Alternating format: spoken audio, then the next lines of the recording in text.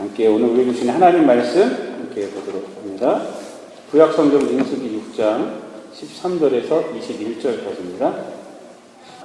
나시린의 법은 이러하니라. 자기의 몸을 구별한 날이 차면 그 사람을 회막문으로 데리고 갈 것이요 그는 여호와께 헌물을 드리되 번제물로 1년 된 흠없는 순양 한 마리와 속죄제물로 1년 된 흠없는 어린 암양 한 마리와 화목제물로 흠없는 숫양 한 마리와 무교병 한 광주리와 고운 가루에 기름 섞은 과자들과 기름 바른 무교 전병들과 그 소제물과 전제물을 드릴 것이요 제사장은 그것들을 여호와 앞에 가져다가 속죄제와 범제를 드리고 화목제물로 숫양에 무교병 한 광주리를 아울러 여호와께 드리고 그 소제와 전제를 드릴 것이요 자기의 몸을 구별한 나실일은 회막문에서 자기의 머리털을 밀고 그것으로 화목제물 밑에 있는 불에 둘지며 자기의 몸을 구별한 나실인이 그의 머리털을 민 후에 제사장이 삶은 양의 어깨와 광주리 가운데 무교병 하나와 무교전병 하나를 취하여 나실인의 두 손에 두고 여호와 앞에 요제로 흔들 것이며 그것과 흔든 가슴과 밭으로 올린 넓적다리는 성물이라 다 제사장에게 드릴 것이니라. 그 후에는 나실인이 포도주를 마실 수 있느니라. 이는 곧 서원한 나실인이 자기의 몸을 구별한 일로 말미암아 여호와께 헌물을 드림과 행할 법이며 이 외에도 힘이 미치는 대로 하려니와 그가 서원한 대로 자기의 몸을 구별하는 법을 따라 할 것이니라. 아멘. 이 말씀을 가지고 최강명 목사님께서 온전한 헌신이라는 제목으로 말씀 전해주실 때 많은 은혜 받으시기 바랍니다. 사람들에게는 저마다 자기가 행한 일에 대한 보상 심리를 갖는 경향이 있습니다. 우리가 잘 아시죠? 보상 심리. 내가 어떤 일을 행했을 때 그거에 대해서 그것에 대해서 어떤 보상을 받아야 된다고 생각하는 마음들이 우리 모든 인간들에게 한편엔 다 있습니다. 내가 무언가를 희생했으면 그거에 대해서 돌아오는 것이 나에게 조그마한 것이라도 있어야 된다고 생각하는 것이 우리 모든 인간들의 아마 평범한 마음일 것입니다. 만약에 그런 것이 없다면 내가 희생을 할 가치를 아마 스스로 느끼지 못할 것입니다.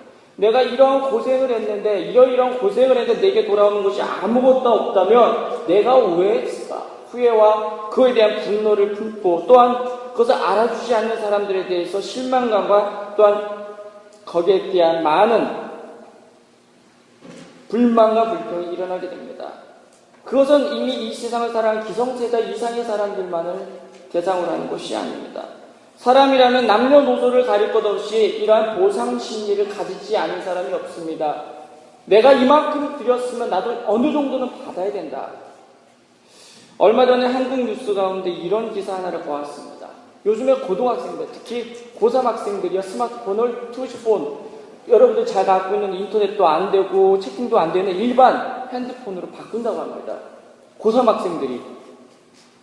요즘 우리 청소년들이 스마트폰 없는 친구들이 어디 있겠습니까? 그거 요금 내기 위해서 아르바이트 해가면서도 그것만큼 잃지 않으려고 합니다. 놓지 않으려고 합니다. 실시간으로 아이들이 무슨 생각을 하는지 서로 이야기를 나누기로 합니다. 우리 잘 알지 않습니까? 그래서 이 스마트폰 때문에 왕따가 당하고 또한 자살을 하는 어린 학생들이 있지 않습니까? 그런데 이 고3 학생들이 스마트폰을 다 버립니다. 그리고요, 아무것도 기능이 안 돼, 전화만 되는, 문자나 겨우 볼 수 있는 그런 전화기로 바꿉니다. 왜일까요? 이유는 단 한 가지입니다. 뭘까요? 고3이 대학 들어가는 것입니다. 대학 가는 그것 때문에 나는 스마트폰을 안 쓰겠다는 겁니다. 스마트폰 쓰게 되면요, 수도 없이 날아오는 이메일이고 뭐고 막 띵동띵동 하면서 들려오는데요. 그러면 공부하다 보고 하다 시간을 다 뺏긴다는 겁니다. 그래서 내가 대학을 들어가려면 스마트폰을 접어야겠다. 스마트폰은 내가 이 1년 동안 쓰지 않겠다. 그래서 대학 입시 때문에 그 좋은 스마트폰을요, 내려놓고 대학 붙은 다음에 쓴다고 합니다. 그 대학 하나 가기 위해서 자신들이 그렇게 애지중지하던 몸에서 떼놓지 않는 그 스마트폰을 안 쓴다고 합니다. 무언가 자기가 얻고자 하는 걸 위해서 이런 포기할 줄 알고 희생할 줄 아는 것도 어린 학생들에게 별반 다른 게 없다는 겁니다. 자신이 목표로 한 대학을 들어가기 위해서 자신이 그렇게 아끼던 것들을 과감하게 내려놓고 만나던 모든 시간들을 줄여가며 공부하는데 모든 시간들을 드립니다. 왜요? 대학 들어가는 게 그만큼 그들에게 절실하기 때문에 그렇습니다. 대학을 들어가면 자신들이 원하는 것들을 행할 수 있다고 생각합니다. 그때까지만 나를 좀 희생하자. 그때까지만 포기하자. 그는 그래서 악착같이 공부에 매달리고요. 대학 입시 보는 그때까지, 그리고 원서가 들어가고 그 원서가 접수돼서 내가 합격 통지서 받을 때까지 그들은 그렇게 스스로를 자신들의 시간을 포기하고 절제하기 서슴지 않고 있습니다. 그런데 문제는 무엇입니까? 그런 희생을 했기 때문에 그들이 대학 들어가서 보상을 원한다는 겁니다. 내가 이렇게 고생해서 공부했으니까 이제 대학 들어가면 자유다! 그래서 우리 여기 사는 분들이 가장 쉽게 얘기하는 고등학교는 여기서 다니고 대학은 한국 가면 최고다라고 얘기합니다. 여기서 대학에 졸업하는 게 쉽지가 않습니다. 들어가기 쉬웠지 한국보다 좀 쉽죠. 그러나 졸업하는 친구들이 어렵습니다. 대학원은 더 말할 것도 없고요. 들어갈 때는 이렇게 아주 모습들이 반들반들 아주 멋진 모범생 같은데요. 졸업할 때 되면 거반 페이드에서 나옵니다. 시험에 레포트에 모두 다 쫓겨가면서. 근데 한국 대학은 어떻습니까? 그렇지 않습니다. 들어가기 힘들지만 일단 들어가면 졸업은 다 시켜줍니다. 돈만 내면 다 졸업합니다. 학점 모자라면 어떻게 채우면 됩니다. 그래서요, 기르스 공부하지 않고 오히려 다른 공부합니다. 취업 공부합니다. 상관도 없는 취업 공부만 하는 겁니다. 차라리 그럴 바에는 그 시간을 줄이면 낫지 않을까라는 생각도 해봅니다. 어찌되었든 그들이 고3의 그 귀한 시간들을 자신의 것들을 다 포기하면서 헌신했으니 대학에 들어가면서 그들은 그 누리지 못했던 자유를 퍼부어서 대학 1, 2학년 때 생활들을 나중에 후회하는 경우를 보게 됩니다. 1학년 때, 2학년 때 돼가지고 자신들이 누리지 못했던 자유들을 다 누리다 보니 결국에 3, 4학년 때 후회하고 다시금 되돌리려고 하려고 했을 때는 많은 것들을 잃고 난 후일 것입니다. 물론 이거는 일반적인 학생들의 모습은 다 아닙니다. 다 그렇진 않습니다. 그러나 그들의 마음 가운데는 분명하게 동일한 한 가지가 있습니다. 보상받고 싶은 겁니다. 내가 이만큼 고생했으니 거기에 대한 보상이 있어야 된다는 겁니다. 내가 희생을 했으면 그 희생에 대해서 보상이 있어야 된다는 겁니다. 그것이 없다면 내가 이만큼 희생하고 내가 이만큼 헌신한 것에 대한 대가가 없다면 내가 할 이유가 없다는 겁니다. 그게 일반적이지 않습니까? 일반적인 생각입니다. 내가 왜 이렇게 내 거를 포기하면 노력을 하느냐? 뭔가를 바라는 게 있기 때문에 하는 것입니다. 심지어 이런 보상심리는요, 교회에서도 마찬가지입니다. 자신이 교회를 위해서 행한 헌신에 대해서 알아주지 않으면요, 얼마나 불평하는지 모릅니다. 헌신할 거면 헌신하는 건데요, 헌신을 알아주지 않는다고 그 헌신에 대해서 불평하는 겁니다. 물론 거기에 대해서 어떤 물질적 보상은 안 할지라도 심적인 보상 알아주고 그만큼 했죠 라고 알아주지 않는 것에 대해서 굉장히 섭섭해합니다. 그리고 그것 때문에 시험 드는 경우를 많이 보았습니다. 내가 하나님의 교회를 위해서 성도들을 위해서 내가 헌신했는데 아무도 그거에 대해서 모르고 있어요. 그러면 얼마나 섭섭한지 때로는 그것 때문에 시험 들고 중도에 포기하는 일을 종종 보게 됩니다. 만약 그것이 헌신이라고 얘기한다면 진짜 그것이 헌신일까? 헌신은 말 그대로 자신의 것들을 희생하는 거 아니겠습니까? 그런데 그것을 뭔가를 바라고 드리는 거라면 그건 거래입니다. 내가 이만큼 했으니까 나도 받아야 된다는 기브 앤 테이크에 불과한 것이 아니겠습니까? 그런데 세상의 이치는 그와 같습니다. 그런데 그러한 것들이 교회에도 종종 드러나게 됩니다. 그러므로 이 헌신이 그와 같은 것이 아니라는 것 증명하기 위해서는 어떻게 해야 됩니까? 헌신하는 중간중간을 점검하는 것이 아니라, 헌신하는 과정을 보는 것이 아니라, 헌신을 마쳤을 때의 그 모습을 봐야 그 헌신이 진짜인지 아닌지를 알 수가 있습니다. 내가 진짜로 헌신했으면 그 끝을 봤을 때, 그 끝에 가서 무엇을 어떻게 행하는지를 보았을 때 그것이 헌신인지 아닌지 알 수 있다는 겁니다. 내가 하는 헌신이 진짜 헌신이냐, 내가 드린 헌신이 온전한 헌신이 되느냐 안 되느냐 그 끝에서 보는 것입니다. 내가 이만큼 시작했다는 것을 보는 것이 아니라 그 모든 헌신을 마치고 나서 내가 어떤 행동을 취하냐가 그 헌신이 온전하느냐 불완전한지를 판단할 수 있는 근거가 됩니다. 우리가 지난번에 설교에서 우리는 한 가지 중요한 헌신에 대해서 배웠습니다. 우리가 잘 아는 것처럼 하나님 위해서 헌신할 수 있는 사람들이 이스라엘 백성에게서는 제한되어 있었습니다. 하나님의 성소에서 그들의 삶을 드릴 수 있는 사람은 1차적으로 제사장들밖에 없었습니다. 그들 거기서 365일 제사를 드리며 온 백성들에서 절기마다 제사를 드리는 헌신되어진 유일한 사람들이었습니다. 그러나 아시다시피 이 제사장들은 인원이 얼마 없기 때문에 이 이스라엘 백성의 모든 이동 가운데 이 성막을 움직일 때 그들만 가지고 부족했습니다. 그래서 하나님께서 헌신할 수 있는 또 다른 지파를 선정하셨습니다. 그게 어디입니까? 레위 지파입니다. 레위인들을 따로 떼어서 그들이 성막의 일들을 도울 수 있도록 제사장들의 감독 아래 그 일들을 할 수 있도록 하나님께서 따로 구별해 두어서 하나님께 온전히 바쳐진 임무를 감당하도록 했습니다. 하지만 하나님께 헌신하는 것이 꼭 그들만의 것일 수 있습니까? 우리도 하나님 앞에 헌신하고 싶습니다. 그런 개개인이 나왔을 때 어떻게 할까요?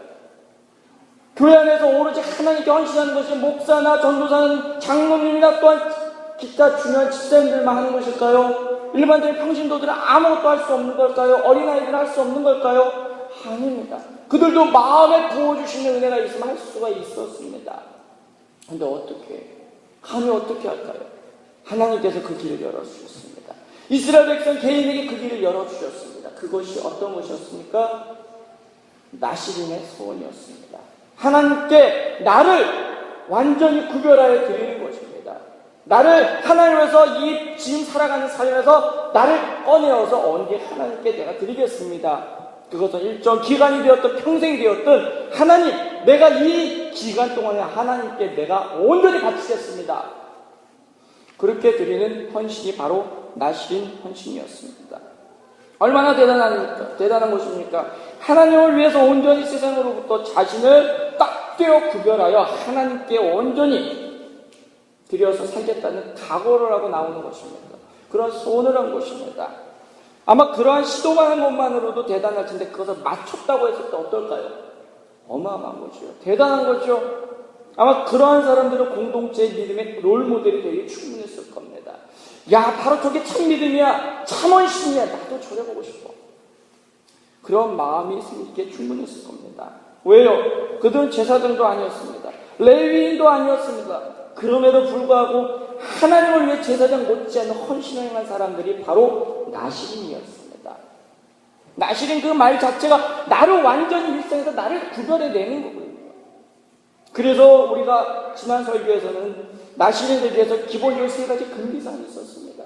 포도주와 관련된 모든 그 발효된 음료를 먹지 말고 머리털을 밀지 말 것이며 시체를 가까이 하지 말라는 금기사항을 했습니다. 일반적인 늘 그 삶의 모든 삶에 그가 쉽게 접할 수 있는 것들을 하나님을 위해서 금할 수 있느냐는 것입니다. 일반 생활, 일상생활을 포기하고 하나님 위해서 너가 드릴 수 있느냐? 그러겠다고 그것을 행한 것입니다.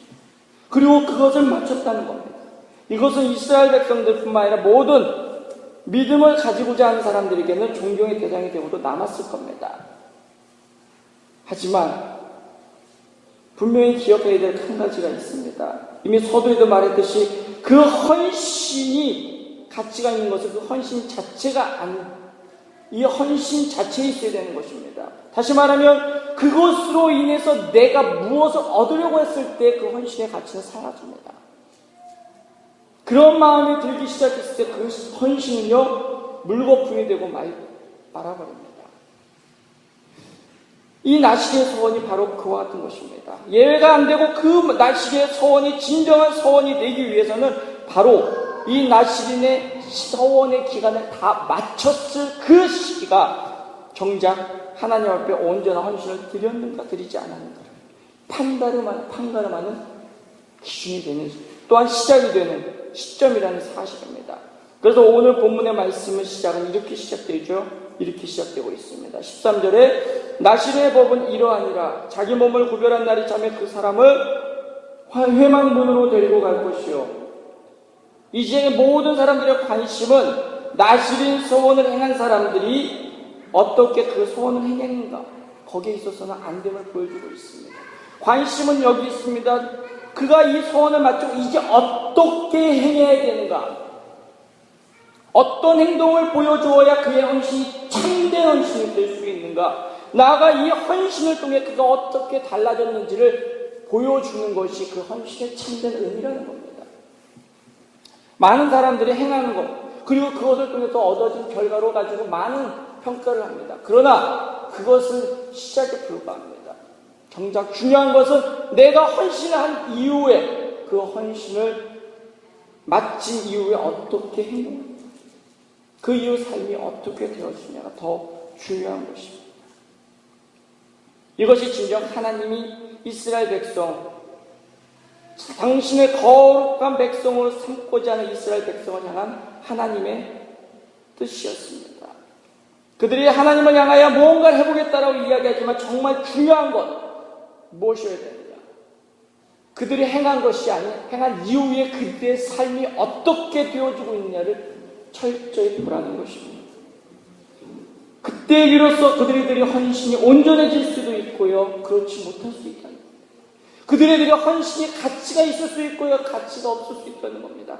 그러나 하나님께서는 온전한 헌신이 되기 위해서 이제부터 그들의 모든 헌신을 마치는 그 순간이 진정으로 헌신하는 시기다 라고 오늘 말씀하고 있는 겁니다. 혹시 우리가 하나님 앞에 내가 어떤 헌신을 하고 싶다는 마음을 드시는 분이 있습니까? 그렇다면 그 헌신을 가진 마음이 있는 그 자체도 아름답지만 그 헌신을 지속하고 그 헌신을 마쳤을 때 바로 거기에서 내가 그 헌신으로 어떻게 살아갈 것인가를 다시 한 번 더 고민해야 될 것입니다. 그것이 진정한 헌신자의 모습이고 하나님이 바라시는 헌신의 모습이기 때문에 그렇습니다. 그렇다면 이 나실의 서원이 온전한 헌신의 서원이 되기 위해서는 그럼 어떻게 해야 될까요?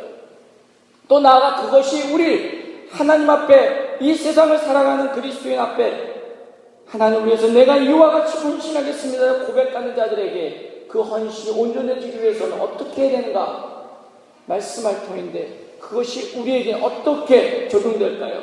오늘은 그것을 우리가 함께 보고자 합니다. 이 나실인 소원자가들이 헌신이 온전히 이루어지는 헌신이 되기 위해서는 어떻게 해야 될까? 그가 어떤 행동을 취해야 될 것인가? 첫째로 그것은 그들이 드린 헌신이 자신으로부터 되어진 것이 아니라 하나님의 은혜라는 사실을 깨닫는 것입니다. 내가 하나님께 헌신했지만 그 헌신은 내가 한 것이 아니라 하나님의 은혜로 된 것이라는 고백이 되어져야 됩니다. 내 헌신이 온전해지고 내가 보상심리를 잃어버리고 온전히 헌신으로 남기 위해서는요, 내가 했다라는 생각이 아닌 하나님의 은혜였습니다라는 고백을 해야 된다. 헌신에 대한 자신의 공로를 생각하는 바로 그 순간이 그 헌신을 깨뜨려 버리기 때문에 그렇습니다. 하나님을 향한 헌신, 하나님을 위해서 드리는 이 헌신이 온전해지기 위해서는 이 모든 것조차도 내가 한 것이 아니라 하나님의 은혜가 아니었으면 될 수 없다라는 고백이 뒤따랐을 때 비로소 되어집니다. 그래서 이러한 사실들이 이 나실의 수고한 자에게 가르치기 위해서 무엇을 하라고 합니까? 나실의 소원을 마치는 그날 하나님께서는 하나님께 드릴 제물들을 바리바리 싸가지고 다 나오라고 합니다. 이게 14절과 15절 말씀입니다. 14절과 15절을 보십시오. 거기 뭐라 되어 있습니까? 이렇게 말씀합니다. 그는 여호와께 헌물을 드리되 번제물로 1년 된 흠없는 순양 한 마리와 속죄제물로 1년 된 흠없는 어린 암양 한 마리와 화목제물로 흠없는 순양 한 마리와 무교병 한 광주리와 고운 가루에 기름 섞은 과자들과 기름 바른 무교 전병들과 그 소제물과 전제물들을 드릴 것이요. 소원을 마친 사람이요, 오히려 제물을 바리바리 싸가지고 하는 짐승만 3마리 가지고 거기에 필요한 또 다른 것까지 다 가지고 갑니다. 헌신을 마친 사람. 이것이 우리가 생각하는 상식과 정반대이지 않습니까? 무언가 대단한 희생을 행한 사람이 오히려 그 희생을 마쳤다고 해서 자신이 잔치물을 가지고 오는 것을 본 적이 있습니까?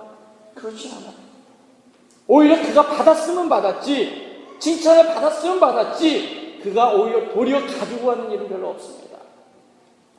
이것이 바로 세상의 방법과 하나님의 방법의 차이입니다. 세상은요, 그가 행한 희생을 알아주고 그것을 마쳤을 때는 격려해줄 칭찬해줍니다. 그를 높여줍니다.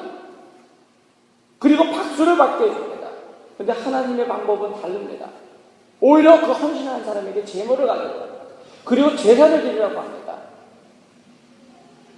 오히려 하나님 앞에 그가 나와 겸손히 엎드려져 예배를 드리려는 겁니다. 제물을 드리려는 겁니다. 하나님께 오히려 더 드리려는 겁니다. 왜요? 자신의 헌신을 받아주심을 감사하는 겁니다. 내 헌신이 하나님의 은혜가 아니었으면 중국을 포기했을 텐데 이룰 수 있었습니다. 이것이 하나님의 그 헌신을 헌신되게 하는 방법을 가르치고 있는 것입니다. 하나님께서는요, 헌신하는 자들에게 오히려 그 헌신을 마쳤을 때 헌신에 감사를 들고 나오라고 이야기합니다. 번제물을 드리도록 합니다. 속죄제물을 드리라고 합니다. 화목제물을 드리라고 합니다. 기타 그리고 소제와 전제물을 통해 하나님께 감사 영광을 돌리라고 합니다. 이게 무엇입니까? 자신의 헌신은 내가 한 것이 아닙니다. 하나님이 한 것입니다. 그러니 하나님 감사합니다. 하나님 내게 헌신할 기회를 주셔서 감사합니다. 하나님을 위해서 일할 수 있는 기회를 주셔서 감사합니다. 한국은 오늘이 25일 새벽이죠. 25일 0시를 기점으로 정권이 바뀌었습니다.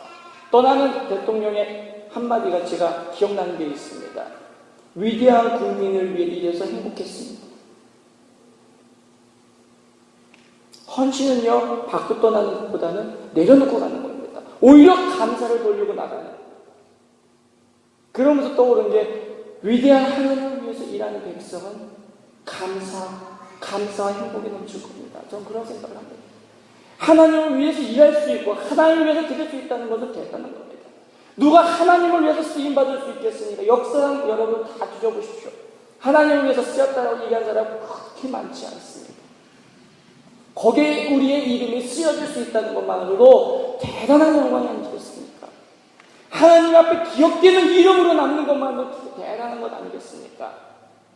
그런데 거기에 대해서 뭘 바라고요? 거기에 대해서 뭔가 내가 취하려고 그럴 때 하나님께 그 모든 영광은 사라지는 겁니다. 그래서 예수님께서는 산상수훈 그 가운데서 예수님께서 그 사람들에게 말합니다. 구제하려거든 은밀하게 하라고 합니다. 왜요? 너희가 떠벌리면서 하면 이미 너희가 상을 다 받았다. 그러나 은밀하게 할 때는 어떻게? 하나님이 너희에게 상을 준다는 겁니다. 그러니 우리는 어떻게 하나님께 감사를 드려야 합니다. 그런데 내가 사랑에 취하면요, 하나님께 받을 수 있다는 겁니다. 구제하면은 시장에 가서 떠드는 것이 아닙니까? 은밀하게. 오히려 알아주는 하나님 한 분으로 족하다는 겁니다. 그분께 감사라는 것입니다. 그것이 진정 하나님의 은혜를 깨닫는 사람이고 온전한 헌신할 수 있는 사람의 모습이었습니다. 바로 사도 바울이 그러한 사람의 한 예일 것입니다. 사도 바울은요, 진정으로 다른 모든 사도에 못지않은 놀라운 일들을 행했습니다. 우리가 가지고 있는 신약성경에 절반 이상은 사도 바울이 쓴 겁니다. 그의 이름으로 쓰여진 편지들입니다. 오히려 그의 서신이 먼저 온 교회에 회람되었습니다. 사복음서는 그 이후에 쓰여진 것입니다. 그만큼 사도 바울의 서신이 교회를 세우는 중요한 믿음의 근거를 세우는 중요한 자료였습니다. 그는요, 그런 놀라운 일들을 하고 놀라운 하나님에서 쓰임받았지만요, 어떻게 합니까? 자신이 헌신된 하나님의 사도로 부름받은 것에 대해 감격하고 그 모든 것이 하나님의 은혜였다고 고백하고 있지 않습니까? 그는 자신이 하나님에서 쓰임받을 수 있었던 것에 대해서 오히려 하나님의 은혜랑 감사합니다. 그리고 고린도전서에서 이렇게 고백하고 있습니다. 그러나 내가 나에게 나된 것은 하나님의 은혜로 된 것이니 내게 주신 그 은혜가 헛되지 아니하여 내가 모든 사도보다 더 많이 수고하였으나 내가 한 것이 아니 오직 나와 함께 하신 하나님의 은혜로. 그의 헌신이 가치가 있고 뛰어난 것은 바로 여기 있습니다. 내가 한 것이 아니라 나와 함께 있는 하나님의 은혜로라. 할렐루야. 하나님의 은혜를 붙잡고 살아가는 그 사람은 하나님의 그 은혜를 끊임없이 주시고요. 그 사람은 끊임없이 하나님을 위해서 삶을 드릴 수 있는 것입니다. 바로 이것이 온전한 헌신의 모습입니다. 모든 사도보다 더 많이 수고한 사도 바울. 그러나 그는 그것을 자랑하지 않았습니다. 다른 모든 사도보다 높임을 받은 위치에 있음에도 불구하고 그는 그러지 않았습니다. 오히려 예루살렘의 최고의 리더의 자리에 갈 수 있는 사람임에도 불구하고 그는 이방을 향해 떠났습니다.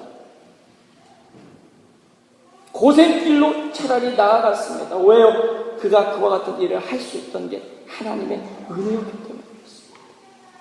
이것이 헌신이 온전한 헌신으로 남게 되는 모습입니다. 나시린의 소원 대단합니다. 하지만 그것이 참되고 온전한 헌신이 되기 위해서는 하나님의 은혜였습니다. 하나님의 은혜였습니다는 고백을 행하는 그 사람이야말로 진정 하나님의 은혜를 통한 참된 헌신을 할 수 있는 사람이 될 것입니다. 나신의 소원이 맞춰졌습니다. 하나님 위해 자신이 드릴 수 있는 최고의 헌신을 드렸습니다. 그러나 그 헌신이 온전한 헌신이 되기 위해서는 이 모든 것이 하나님의 은혜였습니다. 그 고백이 되어졌을 때 그 헌신이 온전해지는 것입니다. 하지만 온전한 헌신은 그것만으로 끝이지 않습니다. 온전하게 행한 헌신은 자신만을 기쁘게 하지 않습니다. 오히려 자신이 드린 이 헌신으로 인해 자신뿐 아니라 이웃과 사회와 나라 전체의 기쁨이 된다는 점입니다. 오늘의 본문을 보십시오. 서원자가 자신의 서원의 완성을 알리는 제사의 제물을 다 가져왔습니다. 번제물을 드렸습니다. 속죄제물을 드렸습니다. 그런데 우리가 유독 주목해야 할 한 가지 제물이 있습니다. 화목제물입니다. 번제나 속죄제는 그 드린 제물을 완전히 살아 다 없애버립니다. 그런데 화목제물은 그러지 않습니다. 먹기 껄끄러운 내장만 다 발라서 태워버리고 나머지 고기는 놔둡니다. 그리고 이 고기 중에 일부만, 가슴의 일부와 넓적다리 일부는 누구에게 드리냐면 그 제사를 집도한 제사장에게 드리고 나머지는요 서원자가 가져다 먹을 수 있었습니다. 그런데 여기에도 조건이 있습니다. 감사로 드린 화목제는 하루 동안에 다 먹어야 됐습니다. 자원함이나 서원함으로 드린 제물은 이틀 안에 먹어야 됩니다. 3일이 지나거나 하면은 그 모든 제사가 무효가 됩니다. 남기지 말고 다 먹어야 됩니다. 어떻게 될까요? 양이 커버리면 어떻게 될까요? 혼자 다 먹겠어요? 아니겠죠. 그것을 먹기 위해서 가족들을 부르고요, 이웃을 부르고요, 친지를 부르는 겁니다. 물론 다 먹을 수는 없었습니다. 먹기 위해서 부정하지 않은 자, 그 조건이 있습니다. 그러나 그 중요한 것은 바로 이 화목제 중에 공동의 식사가 되어졌다는 겁니다. 하루 안에 먹으려면, 급하게 먹으려면요, 다 같이 모여서 달려들어 먹어야 됩니다. 남기면 무효잖아요. 그럼 최대한 많은 사람 불러서 먹어야 빨리 다 먹고 깨끗하게 치울 수가 있는 거예요. 그러기 위해서는 최대한 그는 사람들을 불러 먹어요. 모두의 기쁨이 되는 것입니다. 하나님께 드린 헌신은 나만으로 족하고 기쁜 것이 아니라 나와 관련된 모든 공동체와 이웃의 기쁨이 된다는 것입니다. 먼저는 제사장에게 먹을 것을 줬어요. 그리고 이웃과 함께 나누는 기쁨이 생기는 것입니다. 그러므로 헌신은 나의 유익보다 공동체 유익이 드러나야 된다는 겁니다. 나뿐만 아니라 공동체 유익이 되어지지 않으면 이 헌신은요 개인의 욕심에 지나지 않는다는 겁니다. 온전한 헌신의 조건은 거기에 있습니다. 내가 드린 헌신이 온전하다면 내 공로가 아니라 하나님의 은혜로 드려졌다라고 고백되어지는 온전한 헌신이라면요 더불어서 나와 이웃과 공동체에 기쁨이 있어야 된다는 겁니다. 유익이 있어야 된다는 것입니다. 내가 드린 헌신을 통해 유익함이 나타나야 된다는 것입니다. 나만 위한 거라면 그건 하나의 보상과 내가 한 것에 대한 내가 어떤 배상을 요구하는 것이 그것이 아니라 내가 그렇게 드렸더니 다른 이들이 배부르고 다른 이들이 기뻐함으로써 즐거워하는 것입니다. 우리 여기 다 부모님이시잖아요. 부모님들의 가장 큰 기쁨이 뭘까요? 다른 많은 거 있죠. 그러나 더 중요한 건 자녀들이 잘 되는 겁니다.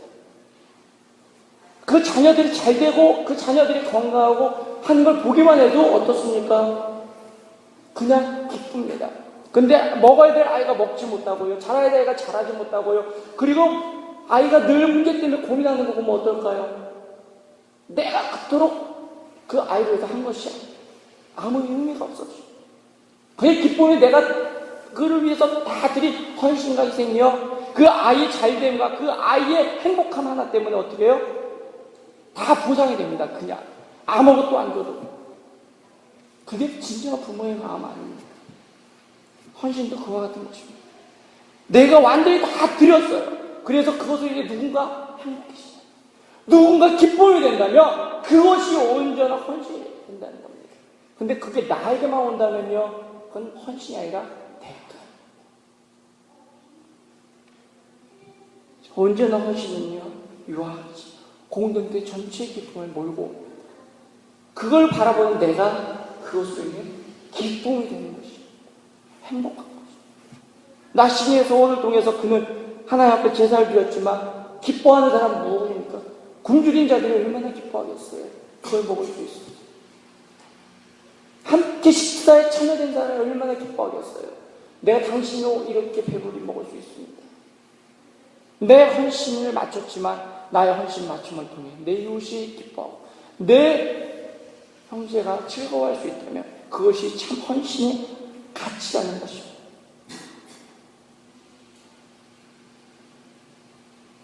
이처럼 이 온전한 헌신은요, 하나님의 은혜를 깨닫고 이웃과 공동체가 함께 기뻐하고 행복하는 것을 발견하게 되어지도록 되어 있었던 것입니다.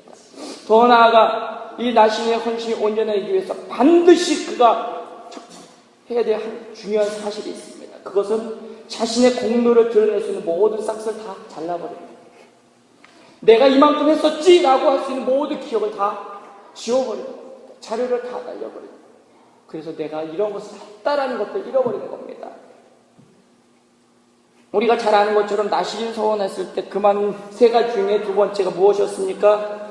나시린 서원은 한 사람이 머리에 삭도를 대지 않는 것입니다. 그것이 5절의 말씀에 있습니다. 이 말씀이 이렇게 나오고 있습니다. 그 소원을 하고 구별하는 모든 날 동안은 삭도를 절대로 그의 머리에 대지 말 것이라. 자기 몸을 구별하여 여호와께 드리는 날이 차기까지 그는 거룩한 즉 그의 머리털을 길게 자라게 할 것이며, 뭐 다른 금기사항도 있지만 유독 머리를 길게 한 것은 티가 납니다. 머리를 자르자고 계속 기르면요, 처음에는 조금 길렀을 때는 티가 안 나지만 계속 어깨, 허리까지 내려온다고 생각해 보십시오. 누가 봐도 저 사람은 나시린 소원하는 사람입니다. 그 티를 낼 수밖에 없습니다. 그러니 나는 이런 소원을 했으니 나에게 포도주를 권하지 마십시오. 시체, 누가 장례에 대한 이야기에도 나는 갈 수가 없습니다. 이해해 주십시오. 그걸 뭘로, 딱 머리만 보고도 알 수 있어요. 확 티가 나잖아요. 어떻게 보면 머리는 내가 나시린 소원을 한 것을 알리는 표시인지도 모릅니다. 그런데요, 이 소원을 마치면 어떻게 합니까? 그 머리털을 회막문에서 제사장 분 앞에서 어떻게 싹 다 밀어버립니다. 그리고 그것을 화목제물을 사르는 불에다 다 집어 던져 태워버립니다. 내가 길렀던 머리들을요 다 밀어서 다 태워버립니다. 모든 증거가 없습니다.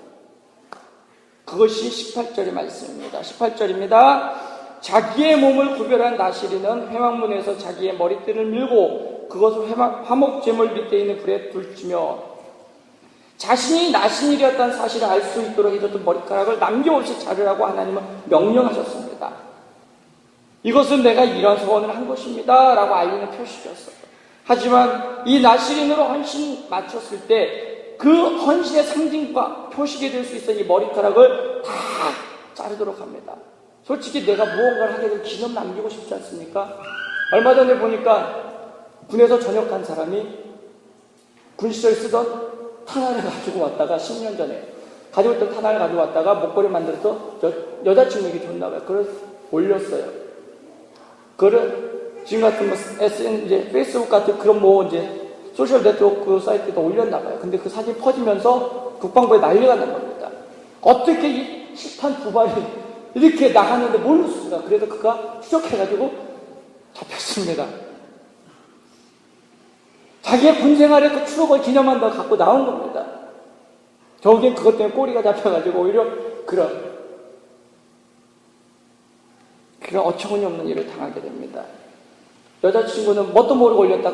그렇게 돼버린 겁니다. 그게 뭔지 알겠어요. 그냥 주니까 좋거니 하고 했지요. 이처럼 사람들은요, 뭔가 내가 고생하고 뭔가 얻은 거 있으면 남기려고 합니다. 뭔가 확인하고 싶습니다. 왜냐하면 그거 있으면 내가 이걸 했습니다라고 딱 내릴 수 있잖아요. 그래도 내가 고생한 보람이 있잖아요. 내가 이거 했지. 왜? 근데 그 보람을 할 수 있는 것들을 다 없애버리는 거예요. 내 머리카락 한 줄이라도 딱 갖고 있으면 얼마나 좋아. 이거 내가 나실인 때 이만큼 길러서 해서 긴 머리카락 몇 가닥만 딱 가지고 집에다 모셔놓고, 아들아, 내가 이렇게 하나님께 헌신했다. 너도 그러면 헌신해라. 이렇게 하면 얼마나 좋아요. 안 그렇습니까? 요즘은 조금만 희귀한 거 있으면은 모아가지고 잘 놔두면 그게 몇 년 지나면은 희귀물품 돼가지고 어떻게 이렇게 경매 사이트에 올리면은 나도 모르게 엄청난 가치가 되지 않습니까? 이처럼 그걸 남기고 싶어요. 그런데 하나님께서 그걸 하지 말라. 싹 밀고요, 그걸 다 태워버려요. 왜요? 내가 했다는 모든 것들을 다 남기지 말라는 거예요. 왜요? 그것이 내가 했습니다 라는 생각을 일으킨다는 겁니다. 내가 이때 이렇게 하지 않았습니까? 내 공로가 있지 않습니까? 라는 그 공로를 들이댈 수 있는 싹을 잘라버리라는 겁니다. 헌신했다면 헌신으로 그쳐야 된다는 겁니다. 그것에 대해서 내가 이렇게 헌신하지 않았습니까? 라고 자랑거리 삼지 말라는 겁니다. 나를 오만한 자리로 이끌어가지 않는 사람이 되기 위해서 그 증거를 남기지 말라는 겁니다. 그것이 오히려 하나님께 보상을 해달라고 그러고 사람들에게 내가 이렇게 했지 않나 라고 자랑하게 하는 근거가 된다는 겁니다. 온전한 헌신을 했다라고 만들기 위해서 내 공로로 남겨질 수 있는 것이 없도록 해야 된다. 남기지 말라는 겁니다. 그래야 내가 그랬었나? 저게 우리가 잘 아는 격언의 말 중에 이런 말이 있습니다. 내가 베푼 은혜는 잊어버리고 내가 받은 은혜는 잊지 마라. 내가 베풀어 준 것은 잊어버리고 내가 받은 은혜는 잊지 마라. 평생 가슴에 두고 살라는 겁니다. 무슨 말입니까? 내가 받은 것에 대해서 늘 감사하고 그것에 대해서 은혜를 되갚으려고 노력해야 되지만 내가 베푼 것에 대해서 보상받을 생각은 말라는 겁니다. 잊어버리라는 겁니다. 기억하면 나중에 무슨 일이 생기면요, 안 잊고 온 일이 생기면 내가 이렇게 해서 네가 어떻게 이럴 수 있어? 나온다는 겁니다. 하지 말라는 겁니다. 하물며 세상에서 이러는데 하나님을 위한 헌신에 대해서 그렇게 나와서 되겠냐 이거예요. 내가 이렇게 했다는 것을 기억조차 하지 말라는 겁니다. 대신에 내가 받은 은혜만을 기억하라는 겁니다. 내가 이렇게 헌신할 수 있는 게 하나님이 주신 기회가 아니고 무엇이냐? 하나님이 우리를 위해서 행하신 은혜만을 생각하는 것입니다. 하나님께 내가 이렇게 했습니다를 생각하는 것이 아니라 하나님께서 우리를 어떻게 사랑과 긍휼로 베풀어 주셨는지를 기억하라는 것, 그것만을 생각하라는 겁니다.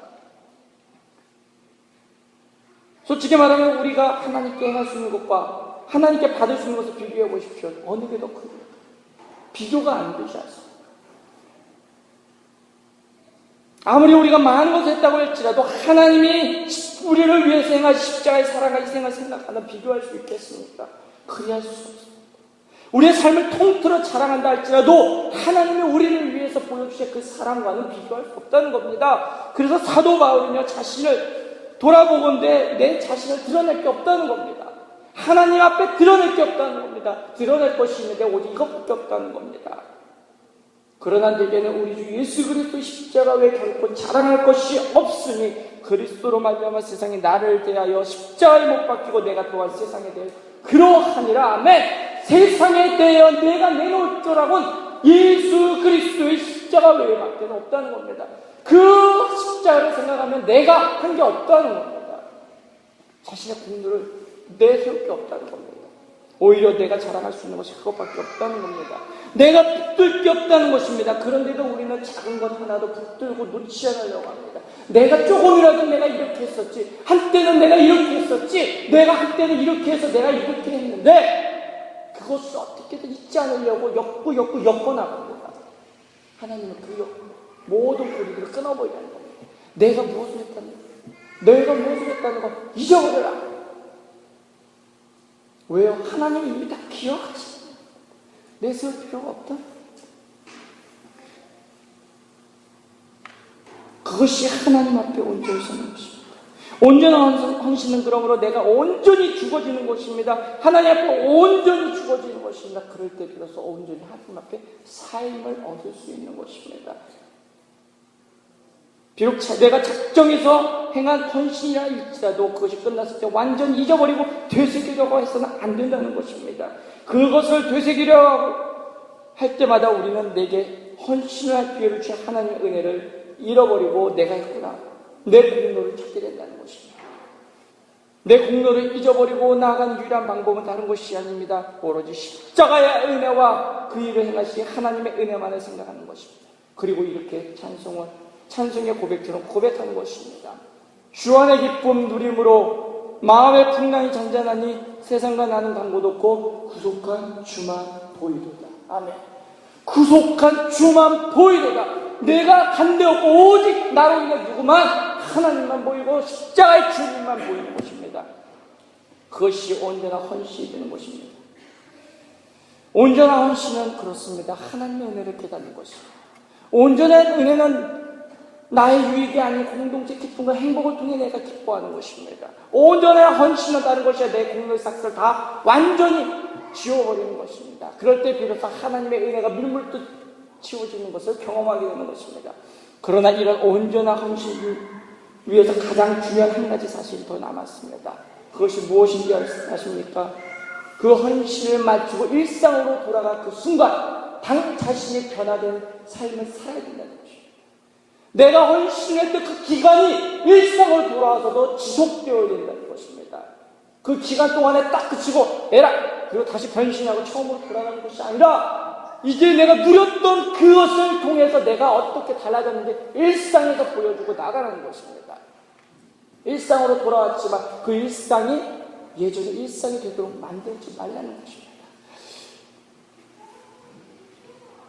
20절의 말씀을 보면 이런 말씀이 있습니다. 여호와 앞에 요대로 흔들 것이요 그것과 흔든 가슴과 받들어 올린 넓적 다리의 성물이라 다 제사장에게 돌릴 것이니라. 그 다음에 같이 읽습니다. 그 후에 나시린이 포도주를 마실 수 있느니라.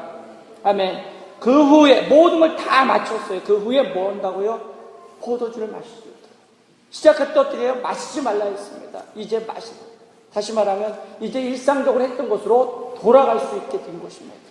일상의 식사 속에서 늘 함께 곁들여 마셨던 그 포도주를 마실 수 있다는 것은 바로 일상의 생활로 이제 돌아갈 수 있다는 것입니다. 나시린 기간의 모든 것들을 잘 마치고 이제 모든 삶의 방식들이 예전처럼 돌아갔다는 것을 의미합니다. 그 전에 하지 못했던 것들을 할 수 있도록 비워줬습니다. 이제는 나시린 서원 때문에 하지 못했던 것을 다 할 수가 있게 되었습니다. 그 서원의 기한이 다 찼기 때문에 그렇습니다. 그런데 분명한 것은 그가 드린 이 헌신을 통해서 분명하게 일깨워주고자 하는 것이 한 가지 있습니다. 그 기간 동안에 그가 드린 헌신을 통해서 그가 돌아간 일상이 똑같지 않을 것이라는 사실입니다. 아니, 똑같아져서는 안 된다는 사실입니다. 그 헌신이 온전한 헌신이라면 내가 시작했을 때와 마치고 돌아가는 그 순간이 같을 수가 없다는 것입니다. 만약에 그것이 같다면 이 헌신을 한 의미가 없는 것입니다. 왜냐하면 이 헌신은 온전한 헌신이 아니라 보여지기에 지나지 않는다는 것입니다. 그 기간 동안에 하나님 앞에 구별된 삶을 살았던 것들이 내 삶의 일부로 채워지기 시작했다면 내가 일상으로 돌아가서 그 순간에 예전의 나일 수 없다는 거예요. 왜요? 그가 달라졌다. 삶이 달라진 게 아닙니다. 그 기간 동안에 하나님께 구별된 삶을 살았던 그 기간 동안에 그가 달라진 것입니다. 하나님 중심으로 모든 방식들을 가지고 다시 돌아갈 때 달라진 것입니다. 이스라엘 백성이 예전의 삶과 지금의 삶이 다를 수밖에 없는 것은 비록 환경이 달라졌습니다. 애굽에서 광야로 옮겼습니다. 그러나 정말 달라진 한 가지 사실은 다른 것이 있지 않습니다. 그들이 애굽이라는 곳에서 구별된 하나님의 백성으로 선택되었다는 그 사실에 있는 것입니다. 이스라엘 백성 중에 나신으로 하나님 앞에 구별되어진 헌신된 이 사람은 그가 헌신된 삶을 통해서 그가 세상으로부터 또 다른 구별을 경험하게 됩니다. 그런 훈련을 통해서 세상의 삶으로부터 멀어진 삶을 배우게 됩니다.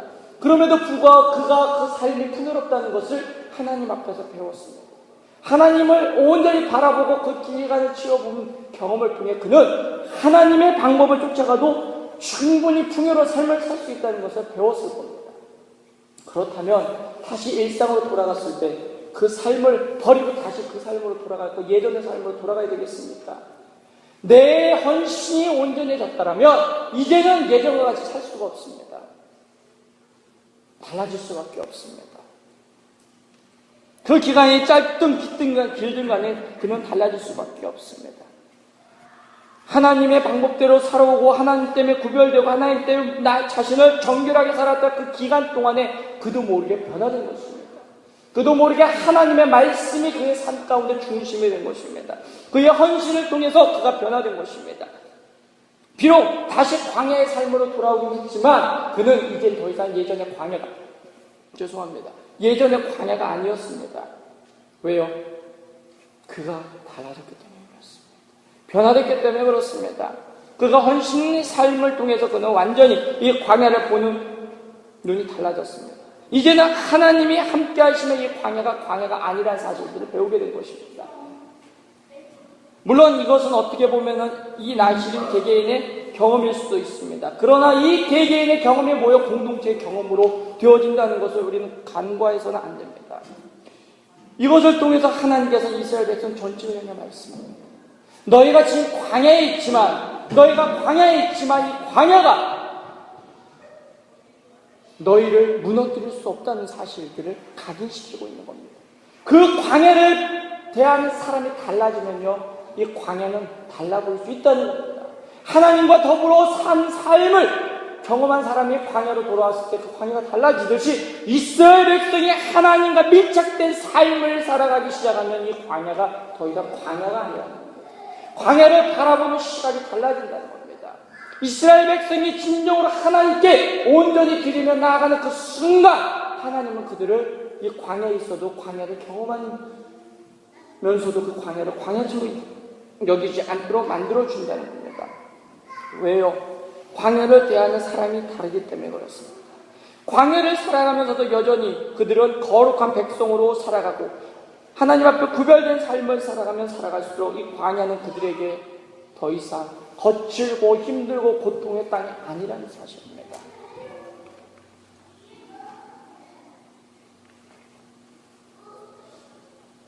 이스라엘 백성들은 광야를 이제 막 앞두고 행진을 앞두고 있는 상황에서 이 나실 서원을 통해서 하나님께서는 가르치고자 하는 그 메시지를 지금 듣고 있는 것입니다.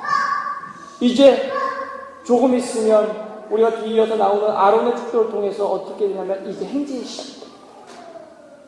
시작돼요. 둘째 때 20일에 드디어 행진이 됩니다. 20일 동안에 그들은 모든 준비를 마치고 이제 축도를 받고 떠나기 시작합니다. 그 앞에 그들은 너희들이 지금 행하고 있는 것이 이와 다를 것이 없다는 것을 보여주고 있는 겁니다. 너희들이 하나님께 구별된 자라는 인식을 깨닫고 살아가는 그 순간 이 광야는 더 이상 너희에게 거칠 것이 아니라는 겁니다. 왜요? 거기에 하나님이 그들과 함께 계실 것이기 때문에 그렇습니다.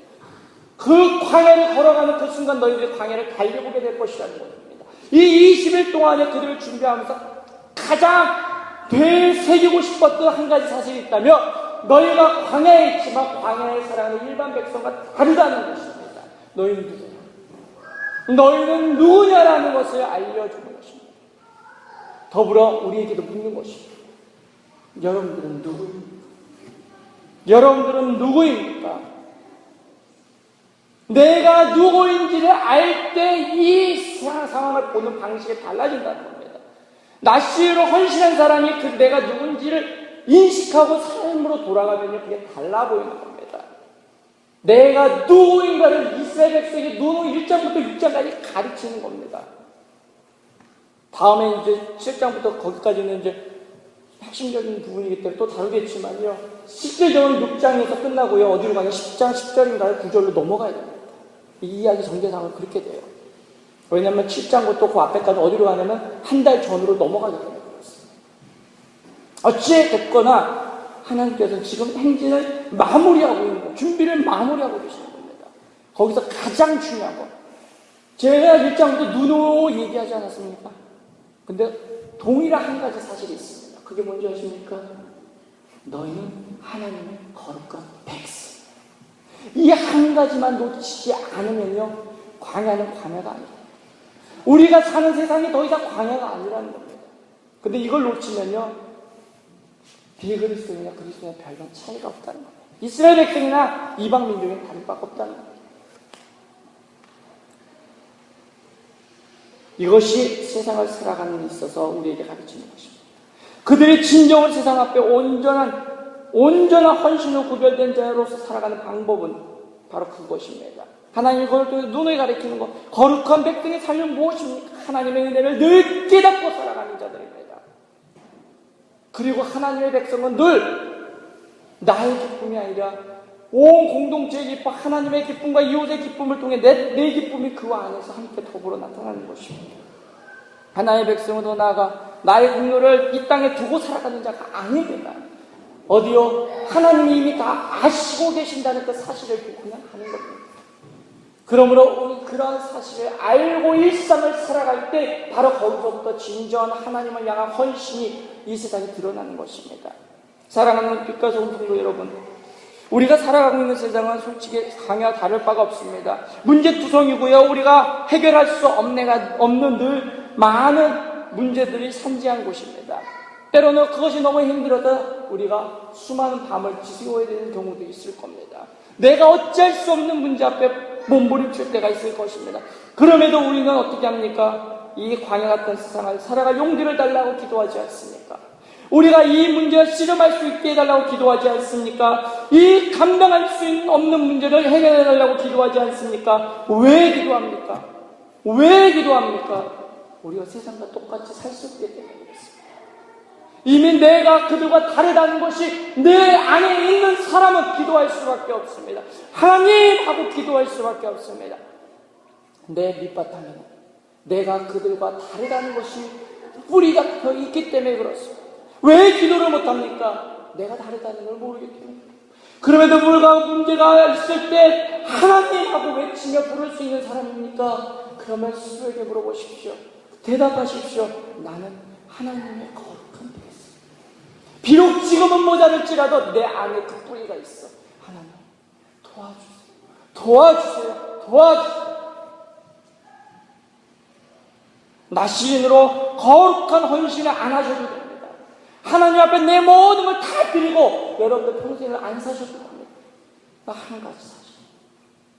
내가 하나님의 백성으로 살아가겠다는 그 다짐이 진정한 온전한 헌신이 될 것입니다.